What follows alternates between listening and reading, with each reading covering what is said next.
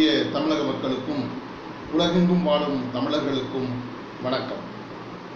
நாம் கொஞ்ச நாளாக அதாவது மக்களுடைய பிரச்சனைகளை பற்றியும் அதற்கான தீர்வுகளை பற்றியும் நம்ம பார்த்துட்டு வந்துட்டு இருக்கோம். இன்றைய தினத்தில் நம்ம பார்க்க போகிற விஷயம் என்ன அப்படின்னா, அமெரிக்கா அதாவது இந்த உலக சுகாதார நிறுவனம் வேர்ல்டு ஹெல்த் ஆர்கனைசேஷனுக்கு கொடுத்துட்டு இருந்த தங்களோட நிதியை முழுவதுமாக நிறுத்திவிட்டதோடு மட்டுமல்லாமல் அதிலிருந்து வெளியேறிவிட்டார்கள். இதுதான் இன்றைய நாளில் இருக்கக்கூடிய ஒரு ஹாட் டாபிக். சரி, இதற்கும் மக்களுக்கும் என்ன பிரச்சனை, இதனால் நம்மோட நாட்டுக்கும் என்ன பிரச்சனை, இதை பற்றியெல்லாம் நம்ம பார்க்க போகிறோம். அதான் கொஞ்ச நாளாகவே பார்த்தீங்கன்னா இந்த வேர்ல்டு ஹெல்த் ஆர்கனைசேஷன் அப்படிங்கிறத உலகம் பூராவும் எல்லோருடைய வாயிலும் முணுமுணுக்கப்பட்டு கொண்டிருக்கக்கூடிய ஒரு வார்த்தையாக இருக்கின்றது. உலகத்தில் இருக்கக்கூடிய எல்லா அரசியல் தலைவர்களும் இந்த WHO இந்த நிறுவனத்தை பற்றி தான் பேசி கொண்டிருக்கிறார்கள். அதிலும் அது ரொம்ப அதிகமாக பார்த்தீங்கன்னா அமெரிக்க அதிபர் டொனால்ட் ட்ரம்ப் அவர்கள் இதை பற்றி அதிகமாகவே பேசி கொண்டிருக்கிறார். அந்த நிறுவனத்தை தன்னுடைய பேட்டிகளின் போது வறுத்து எடுத்து கொண்டிருக்கிறார் அப்படின்னே சொல்லலாம். சரி, என்ன காரணம், இதுக்கெல்லாம் என்ன காரணம் அப்படின்னு பார்த்தீங்கன்னா, இப்போ நமக்கு தெரிஞ்ச விஷயம் தான், இந்த கொரோனா வைரஸை சீனா பரப்பி விட்டுருச்சு அப்படின்ற விஷயத்த அமெரிக்க அதிபர் ட்ரம்ப் சொல்கிறாரு. ஆனால் இந்த உலக சுகாதார நிறுவனத்தினுடைய அதிபர் டெட்ராஸ் இருக்கார் இல்லைங்களா, அவர் சொல்கிறாரு, இல்லை இது இயற்கையாக தான் உருவாச்சு, இது இதுக்கும் சீனாவுக்கும் எந்த சம்மந்தம் இல்லை அப்படின்னு சொல்லி சீனாவுக்கு சப்போர்ட் பண்ணுற மாதிரி பேசுகிறாரு. அதனால தான் நான் எனக்கு இவரோட இந்த நிறுவனத்தில் இருக்கிறது எனக்கு பிடிக்கலை, இந்த நிறுவனம் செய்கிறது சரியில்லை அப்படின்னு சொல்லி ஒவ்வொரு முறையும் அதை குற்றம் சாட்டி கொண்டே இருந்து கொண்டிருக்கிறார். அது மட்டும் இல்லாமல் என்ன பண்ணார்னா, கொஞ்ச நாளைக்கு முன்னால் ஒரு படி மேலே போய் கிட்டத்தட்ட ஒரு 3000 கோடி ரூபாய் அதுக்கு கொடுத்துட்டு இருந்த நிதியை ஒரு பார்ட் ஆஃப் நிதியை நிறுத்தி வச்சுருந்தாரு. அப்புறம் கொஞ்ச நாளைக்கு முன்னால் என்ன பண்ணார், அந்த நிறுவனத்துக்கு ஒரு லெட்டர் கொடுத்துருந்தாரு. மறுபடியும் நான் இதிலிருந்து விலக போகிறேன்னு ஒரு பயமுறுத்தல் சொல்லியிருந்தார். அதுக்கப்புறம் மறுபடியும் இன்னொரு லெட்டர் கொடுத்து பார்த்தாரு. நீங்கள் 30 நாட்களுக்குள்ளாக நீங்கள் சீனா மேலே நடவடிக்கை எடுக்கணும் அப்படின்னு சொல்லி ஒரு கெடு விதிச்சிருந்தார். அந்த கெடுக்காலம் முடிந்ததா இல்லையா அப்படி அந்த விஷயம் கூட இன்னும் தெரியல. ஆனால் அதே சமயத்தில் பார்த்தீங்கன்னா அதற்குள்ளாகவே இவர் அந்த நிறுவனத்திலிருந்து வெளியேறி விட்டதாக தன்னுடைய பேட்டியில் அறிவித்து விட்டு இருக்கிறார். சரி, ஓகேங்க. அவர் என்ன சொல்லி அந்த அமெரிக்கா வெளியேறதுனால என்னங்க பிரச்சனை, மக்களுக்கு என்ன பிரச்சனை அப்படின்னு கேட்டிங்கன்னா, இந்த உலக சுகாதார நிறுவனம் என்ன வேலைகளை செஞ்சுட்டு வருது அப்படிங்கிறத நம்ம ஃபஸ்ட்டு பார்க்க வேண்டியிருக்கு.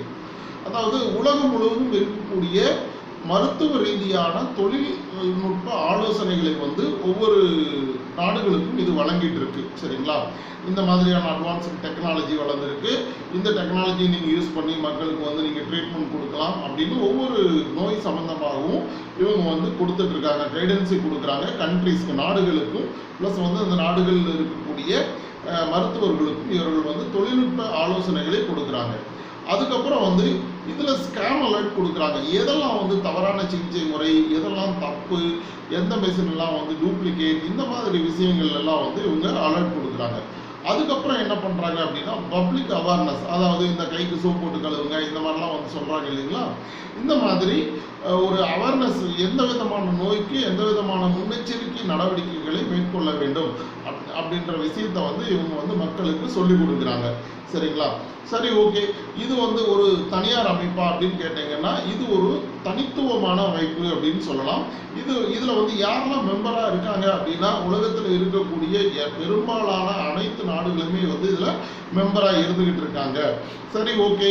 இந்த நிறுவனத்துக்கு பணம் எங்கிருந்துங்க கிடைக்குது, எல்லாம் இதில் மெம்பராக இருக்கக்கூடிய நாடுகளில் யாரெல்லாம் வளர்ந்த நாடுகளாக இருக்கிறார்களோ, யாரெல்லாம் பணக்கார நாடுகளாக இருக்கிறார்களோ அவங்கெல்லாம் இந்த நிறுவனத்துக்கு பணம் கொடுக்கிறார்கள். சரி, யாருக்கு இதை செலவு பண்ணுறாங்க, இந்த நிறுவனங்களில் மெம்பர்ஷிப்பில் இருக்கக்கூடிய நாடுகளில் எந்த நாடுகளெல்லாம் ஏழைகள் அதிகமாக இருக்கிறார்களோ, கஷ்டப்படுகிற மக்கள் அதிகமாக இருக்கிறார்களோ, பிரச்சனைகளுக்கு சிக்கிக் கொண்டிருக்கக்கூடிய அல்லது ஊட்டச்சத்து குறைபாடு உள்ள மக்கள் எங்கே அதிகமாக இருக்கிறார்களோ, நோய் தாக்குதல் உள்ள மக்கள் எங்கே அதிகமாக இருக்கிறார்களோ அந்த இடங்கள்லாம் போய் இவங்க மக்களோட ஹெல்த்தை இம்ப்ரூவ் பண்ணுறதுக்காக இவங்க அதற்கான அந்த பணத்தை செலவழிக்கிறாங்க. சரிங்களா, இந்த நிறுவனத்தில் அதாவது இப்போ ஊரில் பார்த்தீங்கன்னா, நம்ம ஊரில் கிராமங்கள்லாம் பார்த்தீங்கன்னா, ஊர்லேயே ஒருத்தரோ 2 பேரோ பெரிய பணக்காரங்களாக இருப்பாங்க.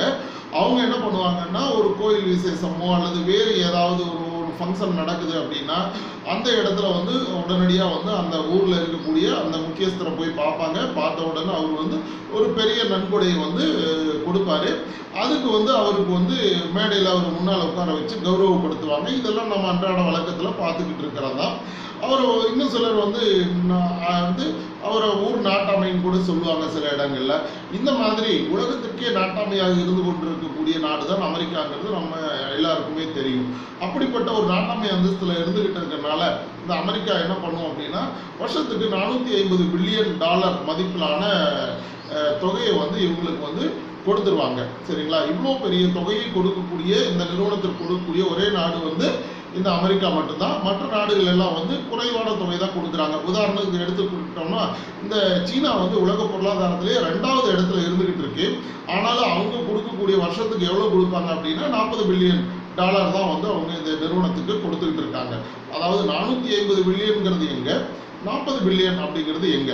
ஆனாலும் பார்த்தீங்கன்னா, இந்த நிறுவனத்தினுடைய டெட்ராஸ் அப்படிங்கிறவர் பார்த்தீங்கன்னா, அவர் தான் இந்த நிறுவனத்தோட தலைவர். அவர் பெரும்பாலும் இந்த சீனாவுக்கு முக்கியத்துவம் கொடுக்கறதா பெரும்பாலான நாடுகளும், அதாவது அமெரிக்க அதிபரும் நினைக்கிறாரு. அதே போல் அவருடைய அறிக்கைகளும் முன்னுக்கு பின் கொஞ்சம் முரணாகவும் அல்லது அதாவது சீன சார்பாகவும் இருக்கிறதா தான் தோணுது எல்லாருக்குமே.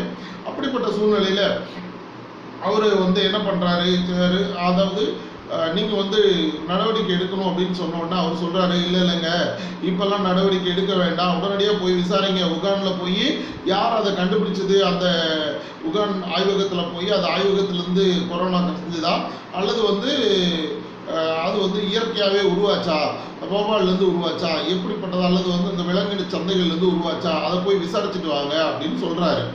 அப்போ அவர் நான் பெரிய கெத்து இல்லை ஊரில், நான் நிறைய பணம் கொடுக்குறேன்ல, நீங்கள் போய் நான் சொல்கிறத நீங்கள் கேட்கணும் அப்படிங்கிற பாவனையில் அவர் ஒரு லெட்டர் மூலமாகவும் ப்ளஸ் கோரிக்கைகளும் வைக்கிறாரு அந்த நிறுவனத்துக்கிட்ட. ஆனால் அந்த நிறுவனத்தினுடைய தலைவர் டெட்ராஸ் என்ன சொல்கிறாரு, இல்லைங்க இப்போல்லாம் அங்கே போகிறதுக்கு சரியான டைம் கிடையாது, கொஞ்ச நாள் போகட்டும், ஒரு 6 மாதம் 1 வருஷம் போகட்டும், அந்த பீரியடில் அதுக்கப்புறம் அந்த கொரோனாலாம் போயிடுச்சுன்னா இந்த பிரச்சனையெல்லாம் சால்வ் பண்ணிடுவாங்க, அதுக்கப்புறமா நாங்கள் அங்கே போய் விசாரிச்சுக்கலாம் அப்படின்னு சொல்கிறாங்க. அதாவது குற்றம் சாட்டப்பட்டிருக்கிறது உலகத்திலேயே 2வது பெரிய பொருளாதார நாடு, ஒரு நாட்டின் மேல் குற்றம் சாட்டப்பட்டிருக்கிறது. அப்படி இருக்கிற சூழ்நிலையில் அவர்கள் அந்த நாட்டுக்குள்ளே போய் நம்ம விசாரிக்கணும் அப்படின்னா, விசாரிச்சு உண்மையை கண்டுபிடிக்கணும்னா அதுவே சாத்தியமா அப்படிங்கிறதே தெரியல.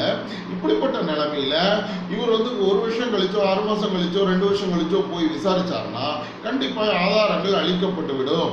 அதனால அந்த விசாரணையினால எந்த விதமான பிரயோஜனமும் கிடையாது இப்படின்னு ஃபீல் பண்றாருங்க. யாருன்னு கேட்டீங்கன்னா அமெரிக்க அதிபர். சரிங்களா?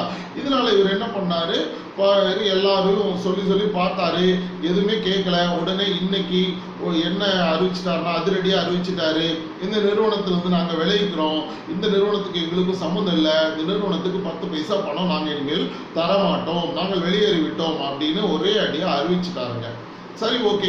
இவர் அறிவிச்சதுக்கு மக்களுக்கு என்ன பிரச்சனை அப்படின்னு பார்த்தீங்கன்னா, அதாவது இப்போ உலகத்திலேயே பெரும்பாலான ஏழைகள், அதாவது உலகத்திலேயே அதிகமான ஏழைகள் வாழக்கூடிய நாடுகளில் ஒன்றாக இருந்துகிட்டு இருக்கக்கூடிய நம்ம இந்திய நாட்டிலையும் சரி, இன்னும் பல ஏழை நாடுகள்லையும் சரி, ஆப்பிரிக்கா கண்டங்களில் இருக்கக்கூடிய பல்வேறு நாடுகள்லையும் சரி, இந்த வேர்ல்டு ஹெல்த் ஆர்கனைசேஷன் என்ன பண்ணுறாங்கன்னா பல்வேறு ட்ரீட்மெண்ட்டுக்கு இவங்க சப்போர்ட் பண்ணிட்டு இருக்கிறாங்க. கிட்டத்தட்ட 150 நாடுகளில் இவங்களோட ஆஃபீஸ் இருந்துகிட்டு இருக்கு. அதன் மூலமாக இவங்க பல்வேறு சப்போர்ட்ஸ் கொடுத்துட்டு இருக்காங்க. உதாரணத்துக்கு பார்த்தீங்கன்னா இந்த பிரைமரி ஹெல்த் சென்டருக்கு ப்ளஸ் இந்த பிரைமரி, அதாவது ரொம்ப கிராமப்புறங்களில் இருக்கக்கூடியவங்களுக்கு ட்ரீட்மெண்ட் கிடைக்கிறத அவங்க உறுதிப்படுத்துகிறாங்க.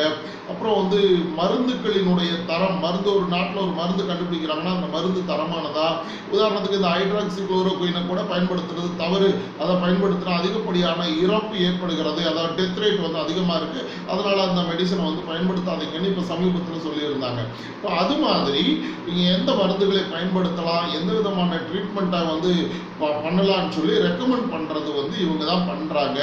அதே மாதிரி பார்த்தீங்கன்னா, அதாவது ஊட்டச்சத்து குறைபாடு உள்ள குழந்தைகளுக்கு, வந்து ஊட்டச்சத்து அதிகமாக கிடைக்கிறதுக்கு வந்து அந்த நாடுகளுக்கு ரெக்கமெண்ட் பண்ணுறாங்க. பாருங்கள், உங்கள் நாட்டில் வந்து இருக்கக்கூடிய குழந்தைகளுக்கு வந்து ஊட்டச்சத்து இல்லை, அதனால் இந்த மாதிரியான ஃபுட்டை வந்து அவங்களுக்கு கிடைக்கிறத நீங்கள் உறுதிப்படுத்தணும். அப்படி இந்த மாதிரி வந்து உலகம் பூரா இருக்கக்கூடிய மக்கள் அனைவரும், அதாவது சுகாதாரமாக வாழ்றதுக்கும் சரி, ஹெல்த்தியாக உடல்நலத்தோடு வாழ்வதற்கும் இந்த நிறுவனம் வந்து ஒரு பேருதவியாக இத்தனை ஆண்டுகளாக இருந்து கொண்டு இருந்தது. சரிங்களா? அப்படி இருக்கிற சூழ்நிலையில் அந்த நிறுவனத்துக்கு கொடுத்துட்டு இருக்கக்கூடிய பணத்தை வந்து அமெரிக்கா நிறுத்தினதனுடைய விளைவாக இந்த இவங்களுடைய செயல்பாடுகளில் ஒரு பெரிய குறைபாடு வருவதற்கு வாய்ப்பு இருக்கிறது, அல்லது அந்த நிறுவனமே அழிந்து போகக்கூடிய வாய்ப்பு கூட இருந்துகிட்டு இருக்குங்க. சரிங்களா? அப்ப பணம் இல்லாம அவங்க என்ன பண்ண முடியும் சொல்லுங்க? சரி, ஓகே. இதனால வந்து மக்கள் வந்து கண்டிப்பா வந்து கோடிக்கணக்கான மக்கள் உலகம் பூராவும் பாதிக்கப்பட போறாங்க. அதற்கு நம்முடைய இந்திய நாடும் விதிவிலக்கு அல்ல. சரிங்களா? இந்தியாவில் இருக்கக்கூடிய மக்கள் பெரும்பாலும் பணம் இல்லை அல்லது வந்து எந்த பிரச்சனையா இருந்தாலும் பாதிக்கப்படுறது யாருங்க? அடித்தட்டு மக்களும் ஏழைகளும் தான். ஆகையினால இப்படி இவர்கள் பாதிக்கப்படுவதற்கான வாய்ப்புகள் உண்டு. சரிங்களா? ஓகே. இப்போ வந்து இன்னொரு விஷயத்தை நம்ம பார்க்க வேண்டியிருக்கு. அதாவது உலகத்திலேயே வந்து ஒரு குட்டி நாடாக இருந்துகிட்டு இருக்கக்கூடிய கியூபா, இதை பற்றி சமீபத்தில் அதிகப்படியான செய்திகள் வந்துட்டு இருந்துச்சு. அவங்க மருத்துவத்தில் நம்பர் 1 இருந்துகிட்டு இருக்காங்க. இதற்கு வந்து காரணம் வந்து அந்த நாட்டினுடைய அதிபர் வந்து ஃபிடல் காஸ்ட்ரோ தான் காரணம். ஏன்னா அவர் தான் வந்து மருத்துவத்தில் ஒரு தரிசனமாக வந்து ஒரு பெரிய விஷயங்களை செய்யணும் அப்படின்னு சொல்லி செஞ்சாரு. மருத்துவர்களை அதிகப்படியாக வந்து அங்கே படிக்க வச்சாரு. ப்ளஸ் மருத்துவத்துக்கு அதிகமாக செலவு பண்ணார் அந்த நாட்டில்.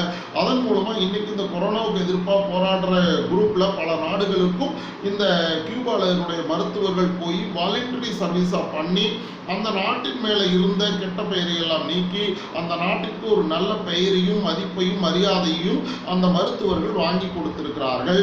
ஆக அவர்கள் வந்து இன்றைக்கும் கொரோனா பாதிக்கப்படாத தேசமாக தைரியமாக அவர்கள் செயல்பட்டு கொண்டு இருந்து கொண்டிருக்கிறார்கள். ஆக இப்போ வந்து ஒரு சின்ன குட்டி நாடு இந்த மாதிரி செயல்பட்டு இருக்கு. அதே போன்று பார்த்தீங்கன்னா நம்முடைய இந்தியாவுக்கு வந்து இந்த வீட்டோ பவர் அப்படிங்கிறது ஒன்றும் கிடையாதுங்க. சரிங்களா?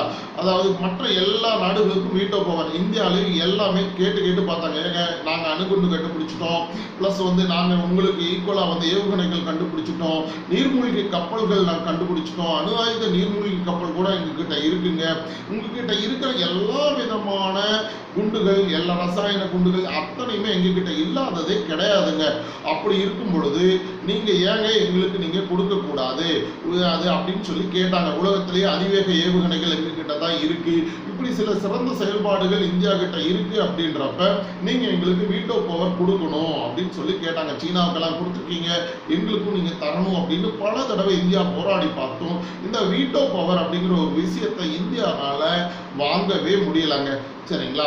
ஆக இதனால வந்து உலக அரங்கில் இந்தியாவினுடைய மதிப்பு ஒரே ஒரு பாயிண்ட்னாலும் குறைவாக இருக்கிறது அந்த மற்ற 5 நாடுகளை விட, இந்த வீட்டோ பவர்ல இருக்கிற நாடுகளை விட. ஏன்னா முக்கியமான தீர்மானங்கள்னப்ப அவங்க வந்து அந்த வீட்டோ பவரை பயன்படுத்தும் பொழுது இந்தியானால அதை தடுக்க முடியல, அல்லது வந்து அதற்கு எதிர்ப்பாக வந்து இந்த வீட்டோ பவர்ங்கிறது ஒன்று இல்லாதனால அந்த தீர்மானத்தை வந்து பயன்படுத்த முடியாத நிலைமை இருக்கிறது.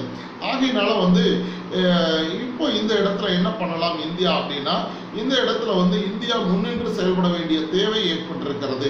இந்தியா வந்து இருக்கக்கூடிய, அதாவது மற்ற சின்ன நாடுகள் அனைத்தையும் அரவணைத்து இன்னும் உலகத்தில் இருக்கக்கூடிய, ஏன்னா நம்முடைய பிரதமர் பார்த்தீங்கன்னா எத்தனையோ நாடுகளுக்கு பயணம் மேற்கொண்டு ஒரு நல்ல ரிலேஷன்ஷிப்பை நாடுகளுக்கு இடையே ஏற்படுத்தி வச்சிருக்கிறார். இவர் வந்து அதை அந்த சிச்சுவேஷன்ல இவர் வந்து உண்மையாலுமே அந்த ரிலேஷன்ஷிப்பை பயன்படுத்தினால் ஒரு பெரிய மாற்றத்தை, இந்தியாவிற்கு ஒரு பெரிய மதிப்பினை ஏற்படுத்த முடியும். ஏன்னா உலகத்துல இதுவரைக்கும் நாட்டாமையா இருந்துகிட்டு இருந்த அமெரிக்கா தன்னுடைய இடத்தை இழந்து கொண்டிருக்கக்கூடிய நிலைமை ஏற்பட்டிருக்கிறது. முன்னுக்கு பின் முரணான செயல்பாடுகளில் ஈடுபட்டு கொண்டிருக்கிறது. மற்ற நாடுகளுக்கு போன மருத்துவ உபகரணங்களை அடிச்சு பிடுங்கின வேலைகளில் கூட அமெரிக்கா வந்து ஈடுபட்டுச்சு. ஆனா இந்தியா வந்து மற்ற நாடுகளுக்கு மருந்தை அனுப்பி பெருந்தன்மையாக நடந்து கொண்டது. அப்படி இருக்கிற சூழ்நிலை, இதுல நல்ல மரியாதை கிடைச்சிருக்கக்கூடிய இந்த நிலையில இந்தியா WHO நிறுவனத்தினுடைய அந்த நிர்வாக தலைவர் பதவியானது நம்முடைய நாட்டை தேடி வந்திருக்கிறது. நம்முடைய நாட்டை சேர்ந்தவர் இப்போ வந்து பதவியேற்றுக்கிட்டு இருக்காரு. அப்படி இருக்கும் பொழுது அந்த நிறுவனத்துக்கு வந்து தேவையான உதவிகள் அல்லது பணம் கிடைக்கிறத வந்து பல்வேறு வகைகளில் இந்தியா உறுதிப்படுத்தி அந்த நிறுவனத்தை தொடர்ந்து வெற்றிகரமாக செயல்படுத்துவதில் இந்தியா முன்னிற்குமானால் கண்டிப்பாக உலக அரங்கில் இந்தியாவினுடைய மதிப்பு அனைத்து நாடுகளிடமும் உயரும். அதாவது நம்முடைய பிரதமர் மாண்புக்குரிய மோடி அவர்கள் சொல்லியிருந்தாரு, அதாவது இந்த 2020க்கு அப்புறமா வந்து உலகை இந்தியா வழிநடத்தும் அப்படின்னு சொல்லியிருந்தார். எப்படிங்க வழிநடத்தும் அப்படின்னு கேட்டிங்கன்னா, இந்த மாதிரியான விஷயங்கள்ல தான் வந்து வழிநடத்த முடியும். இந்த இந்தியா வந்து மற்ற நாடுகளை வந்து கைடு பண்ணி மற்ற நாடுகளினுடைய அனைத்து பிரச்சனைகளுக்கும் தீர்வு கொடுக்கக்கூடிய விதத்தில், அதாவது ஒரு நாட்டாமையை போன்று நடந்து கொள்ளக்கூடிய காலம் இனிமேல் வரப்போகிறது. அப்படிப்பட்ட சூழ்நிலைகளை இந்தியா வந்து பயன்படுத்தி கொள்ளுமானால் கண்டிப்பாக இந்தியா ஒரு நாள் இந்த உலகத்தை வழிநடத்தும், இந்தியா வல்லரசாகுவதற்கும் வாய்ப்புகள் இருக்கிறது. ஆகையினால தொடர்ந்து வரக்கூடிய காலங்களில் நம்முடைய இது போன்ற வீடியோக்களை நம்முடைய நாட்டினுடைய மக்களினுடைய பிரச்சனைகளை பற்றி நாம் தொடர்ந்து பேசி வரப்போகிறோம். இந்த வீடியோக்கள் எல்லாம் உங்களுக்கு வந்து சேரணும்னா நீங்கள் வந்து இதை எங்களோட சேனலை வந்து நீங்கள் சப்ஸ்கிரைப் பண்ணுங்க. உங்களோட கருத்துக்களையும் நீங்கள் வந்து கமெண்ட் பாக்ஸில் போடுங்க. உங்களுக்கு ஏதாவது தோணக்கூடிய விஷயங்கள் அல்லது உங்களுக்கு மக்களுடைய பிரச்சனைகள், எந்த பிரச்சனைகளை பற்றியாவது விவாதிக்க வேண்டும் என்ற எண்ணம் இருந்தால் அதனையும் நீங்கள் வந்து இதில் கமெண்ட் பாக்ஸில் போடுங்க. நம்ம அதை பற்றி வருகிற காலங்களில் பேசுவோம். மக்களுடைய பிரச்சனைகளை தீர்ப்பதற்கு ஏதாவது ஒரு வகையில் உதவியாக இருப்போம். நன்றி, வணக்கம்.